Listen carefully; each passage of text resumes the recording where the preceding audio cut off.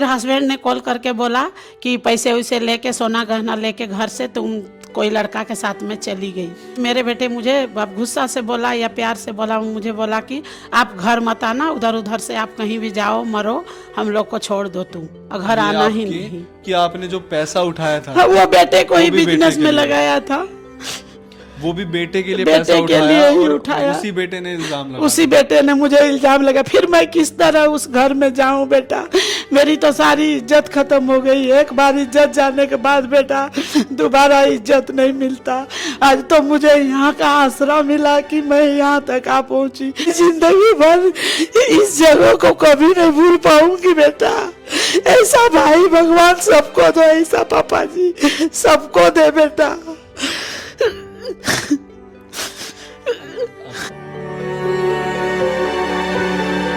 Hello everyone, welcome to our channel. बहुत बहुत शुक्रिया, इतना ज़्यादा आप लोगों ने प्यार दिया है हमारी वीडियोस को।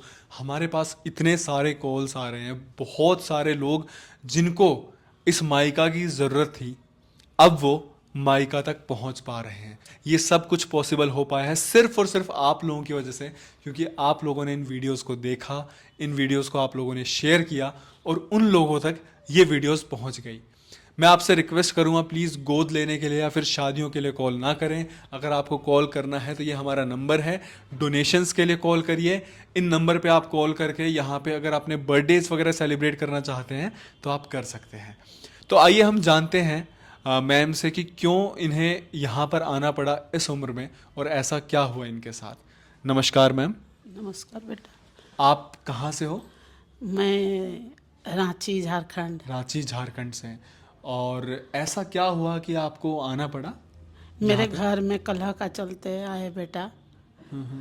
मेरे परिवार वालों ने मेरे साथ बहुत परेशानी की, गांव वाले ने भी बहुत परेशानी तो की। इसको शुरू से शुरू करते हैं कि आपके हस्बैंड हैं? मेरे हस्बैंड है, मेरे एक बेटा है 24 साल का। आपके बेटे की शादी हो रखी है? नहीं, शादी नहीं हुई है। अच्छा, तो आपके घर में एक बेटा है आपका और आपके हस्बैंड है, हस्बैंड और सास ससुर ननद देवर सब कोई है, मेरे भरे पूरे परिवार हैं। तो फिर ऐसा क्या हुआ? मैं आई थी मेरी सास को लेने के लिए अपनी ननद के घर। ठीक है। उस समय गांव वाले ने सोचा कि कहीं ये औरत भाग गई किसी के साथ, और मेरे बेटे को बोला कि आपकी माँ तो लोन ली है इतना इतना पैसा बोल के, जबकि मैंने कहीं से लोन लिया ही नहीं था। मेरे बेटे के बिजनेस के लिए मैं 2 लोन ली थी, वो भी हम लोग पैसा भर रहे थे। तो गांव वालों सोच 2 दिन हम घर नहीं गए तो गांव वाले सोचे होंगे कि ये कहीं लेके भाग गई घर से निकल के। अच्छा, लोन मतलब आपने वो जो ब्याज बिजनेस के लिए? हाँ, ब्याज के लिए। हाँ, ब्याज पे पैसे लेते हैं तो वो भी भर रहे थे, और ज़्यादा भी नहीं है, जो कम ही है पैसा भरने का। उसके बाद मेरे बेटे को फ़ोन किया गया कि आपकी माँ के लोन है, तो मेरे बेटे ने पैसा भर दिया।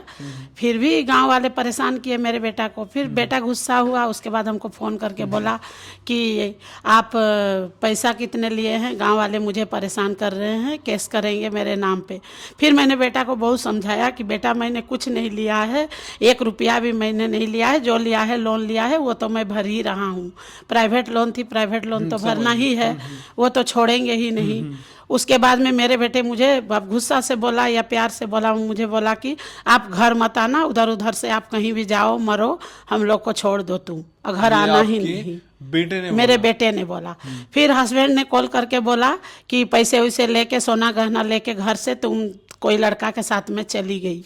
उसके बाद में मैंने, जबकि बेटे मेरे पास में 1 रुपया भी नहीं था, उसके बाद में मैंने आया रांची स्टेशन। उसके बाद में मैंने आनंद विहार गाड़ी लगा हुआ था दिल्ली के लिए, मैंने अचानक वहाँ पर जनरल बोगी में बैठ दी। मेरे पास टिकट भी नहीं था बेटा। उसके बाद में मैंने दिल्ली पहुँची, और दिल्ली मैं कभी नहीं आई थी इधर, मैं कुछ भी नहीं जानती थी दिल्ली के बारे में, कभी सोचा भी नहीं था। फिर मैं बैठी हुई थी तो मैंने दिल्ली का अनाथ आश्रम खोजने लगी।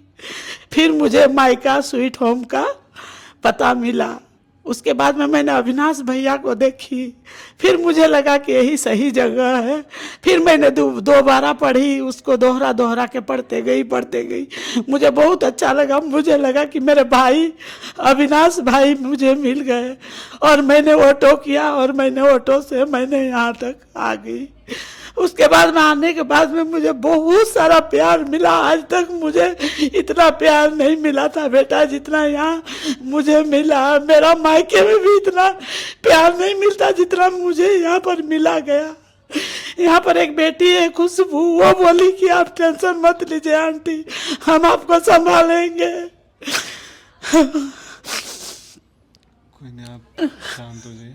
आप मेरे को ये बताइए कि जब आप आ रहे थे इस दौरान क्या आपके बेटे ने या हस्बैंड ने एक बार भी मुझे कॉल नहीं किया। मेरे यहाँ आने के बाद भी यहाँ का फोन में मेरे हस्बैंड ने बोला कि तुम पैसा सोना गहना लेके भाग गई और मैंने कुछ भी लेके नहीं आया है बेटा। तो एक जोड़ी कपड़ा पहन के हम आए हुए हैं।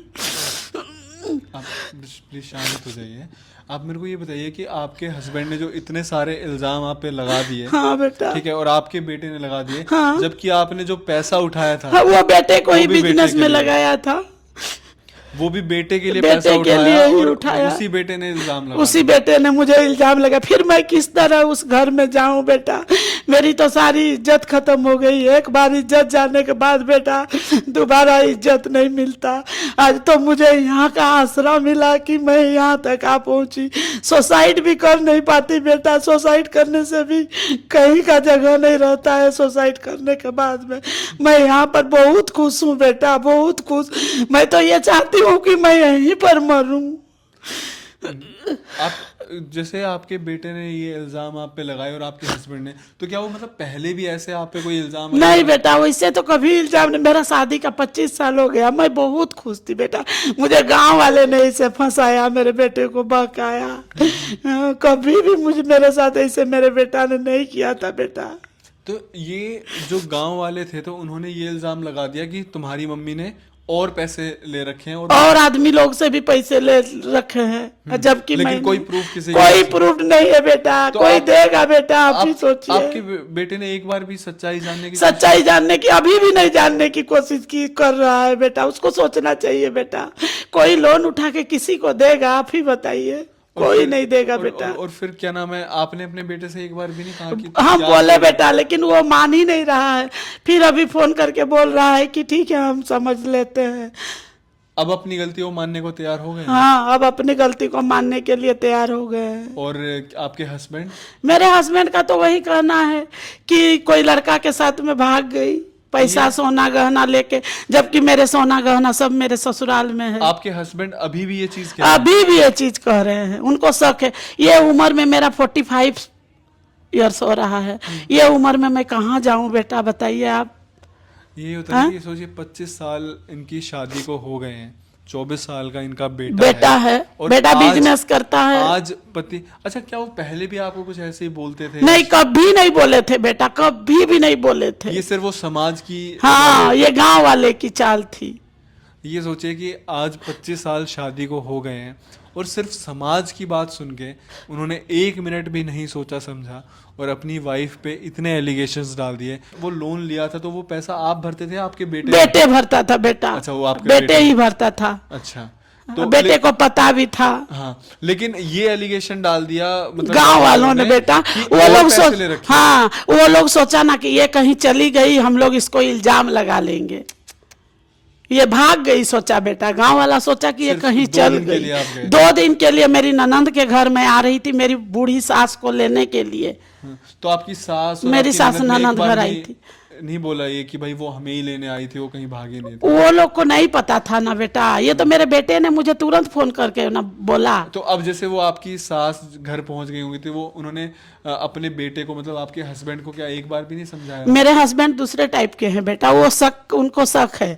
यहाँ पर आने के बाद भी वो बोल रहे हैं, तो आप ही सोचिए ना, हैं? जबकि मैंने सारा बता दिया कि मैं आजमगढ़, क्या बोलते हैं, कहाँ, Najafgarh Delhi, mica sweet home में हूँ। हाँ, बोल के सारा चीज भी बताने के बाद में यूट्यूब का चैनल भी मैंने उनको भेज दिया।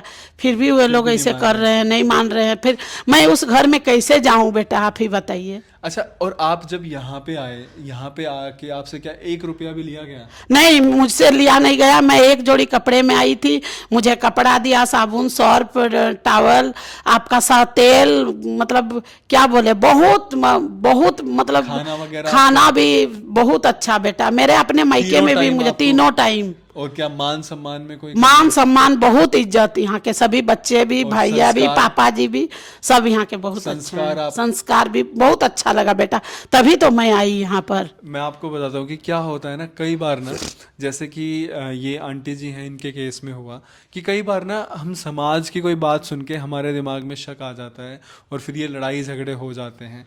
तो यहाँ पे जो अविनाश जैन जी हैं, जो यहाँ के फाउंडर हैं माइका के, उन्होंने ये इतनी अच्छी संस्था बना रखी है। इसका नाम रखा गया है माइका स्वीट होम, और ये दिल्ली में है। दिल्ली के नजफगढ़ एक जगह पड़ती है, मेट्रो स्टेशन है, मेट्रो स्टेशन के बिल्कुल साइड में है ये। और ये एड्रेस भी यहाँ पे मेंशन्ड है। अगर कोई भी ऐसा हो बहन बेटी जिसको मतलब अपने परिवार में, जैसे आज इन्होंने फेस किया, उन्हें लगता है कि उनका परिवार या फिर उनके ससुराल वाले उनको परेशान करते, तो वो यहाँ पे आ सकते हैं।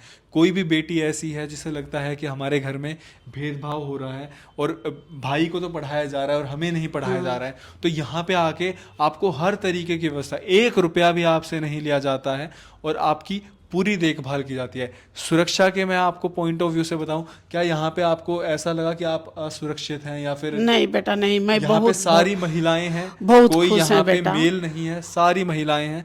सारे काम जो यहाँ पे होते हैं, किचन से लेके सिक्योरिटी वाला, हर एक जगह पे महिलाएं हैं। हाँ। और मैं ये चीज़ बता रहा हूँ कि यहाँ पे ना, जैसे अभी आंटी जी आए हैं, तो जैसे कुछ टाइम बाद ना परिवार वालों को रियलाइज़ होने लगता है कि अपनी गलती के बारे में। फिर भैया क्या करते हैं कि इनके हस्बैंड को यहाँ पे बुलाया जाएगा, इनको भी वहाँ बिठाया जाएगा, इनके हस्बैंड को भी, इनकी काउंसलिंग की जाएगी।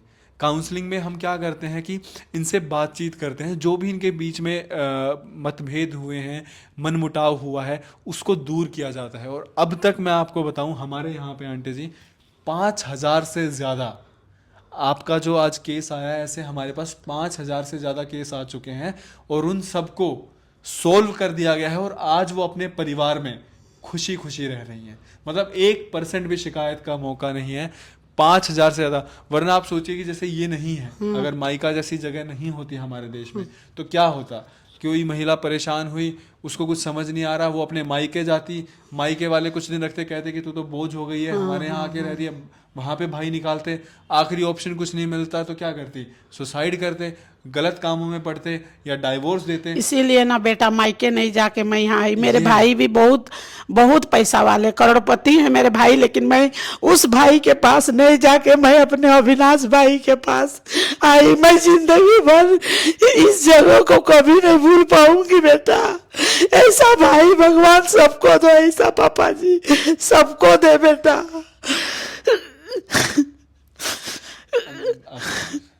पानी ले मैं बहुत खुश हूँ बेटा, बहुत खुश। इतने अच्छे जगह पे मैं आ गई, मैं तो कभी सोची भी नहीं थी। मैं दिल्ली में 3 दिन तक भूखी रहते गई बेटा, ना खाया ना पिया। मैंने यहाँ पर आया 3 दिन स्टेशन में थे बेटा। अब स्टेशन में बैठे रहे? स्टेशन में बैठे रहे हम। और आपने फिर यूट्यूब पे सर्च किया? हाँ बेटा, यूट्यूब में मैंने अनाथ आश्रम दिल्ली खोजा, तो मैंने दिल्ली अनाथ आश्रम खोजा तो मुझे ये स्वीट होम माइका का मिल गया। तो फिर मुझे बहुत अच्छा लगा और मैंने यहाँ आया। यहाँ आने के बाद में मुझे इतना इज्जत मिला कि मेरे अपने मायके वाले भी नहीं देते जितना मुझे अविनाश भाई ने दिया है। ये इस माइका की खासियत है। हम यहाँ पे जैसे आंटी जी का केस है, बहुत सारे ऐसे केसेस हैं और इतना दुख होता है मुझे सुन के कि जो माँ जिस बेटे के लिए लोन लेकर खड़ी है, ठीक है, आज उसी बेटे ने, दे दीजिए आप पहले पानी पीजिए। इस बेटे के लिए आंटी जी ने लोन लिया, आज उसी बेटे ने ये सवाल उठा दिया कि गहना उठा के और किसी के गांव में पैसे लेके भाग गई हो मम्मी, तुम यहाँ पे कभी भी मत आना। उन्होंने क्या बोला था? अब घर मत आना, तुम उधर उधर से कहीं भी चल जाओ, बोला बेटा। और मैंने चल आया घर से निकल के। मेरा 25 साल, मेरा 15 साल में शादी हुआ था बेटा। मेरा मम्मी पापा कोई नहीं है, भैया भाभी है। नहीं आप, लेकिन आपको यहाँ पे अच्छा लगा? हाँ, बहुत बहुत अच्छा लगा बेटा, बहुत। मैं भूल गई सारा संसार, सारा दुनिया भूल जैसा गई। आपने माइका की वीडियोस देखी थी यूट्यूब पे, क्या माइका आपको वैसा लगा या उससे भी अच्छा लगा? बहुत अच्छा लगा। हम क्या बोले, बोल नहीं पाते हैं, इतना अच्छा लगा, इतना प्यार हमको मिला। यहाँ पे आपने और लोगों से भी बात की होगी? हाँ, सब सब बहुत अच्छे हैं, सब कोई बहुत अच्छे, बहुत ख्याल रखते हैं, मुझे रोने भी कोई नहीं देता है। नहीं चलिए, अब आप घबराइए मत।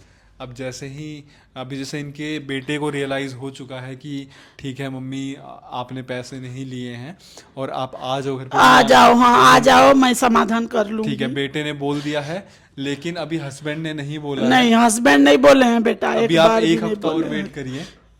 एक हफ्ते मैं के तो अंदर- सोच रही हूँ कि बेटा मैं कभी अब ना जाऊं। नहीं देखिए, वो भी आपका घर है, अगर आप वहाँ नहीं जाएंगे तो आपका बेटा है, कल को उसकी शादी होनी है, तो उस परिवार में आपका होना बहुत ज़रूरी है। जो गलतियां अच्छा हो बेटा, जाती हैं, एक बार इज्जत चल जाने के बाद में इज्जत दोबारा आती है बेटा। मैं क्या शक्ल दिखाऊं, क्या चेहरा दिखाऊंगी उस गांव में। आज आपके बेटे ने माफ़ी मांगी है, कल को आपके पति भी अपनी गलती को जब रियलाइज़ करेंगे, क्योंकि आपको उस घर में इसलिए जाना होगा आंटी जी, क्योंकि आपके बेटे को ज़रूरत है, कल को उसकी शादी होगी, आपकी बहू आएगी, तो उस घर में आपकी बहुत ज़रूरत है। हम माइका में हम हमेशा इन वीडियोस को इतना प्रमोट करते हैं कि यहाँ पे बहुत सारे केसेस आए, लेकिन हमारी दिली तमन्ना ये होती है कि उस दिन हमारी सोसाइटी सुधर जाएगी, या उस दिन हमें लगेगा कि हमारा कार्य सफल हो गया, जिस दिन इस माइका के गेट पे ताला लग जाएगा। महिला आ रही है ना यहाँ पे, अगर वो यहाँ से उनके केसेस सारे सोल्व हो जाए, वो अपने घर में खुशी खुशी रहने लगे, तो ये हमारी जीत होगी। आपको घबराने की ज़रूरत नहीं है, जल्द ही आपके हस्बैंड को अपनी गलती का रियलाइज़ होगा, वो आपसे माफ़ी भी मांगेंगे और आपको यहाँ से खुशी खुशी लेकर जाएंगे। ठीक है? ठीक है बेटा। आपको रोने की ज़रूरत नहीं है, किसी भी प्रकार की यहाँ पे कोई दिक्कत नहीं होगी।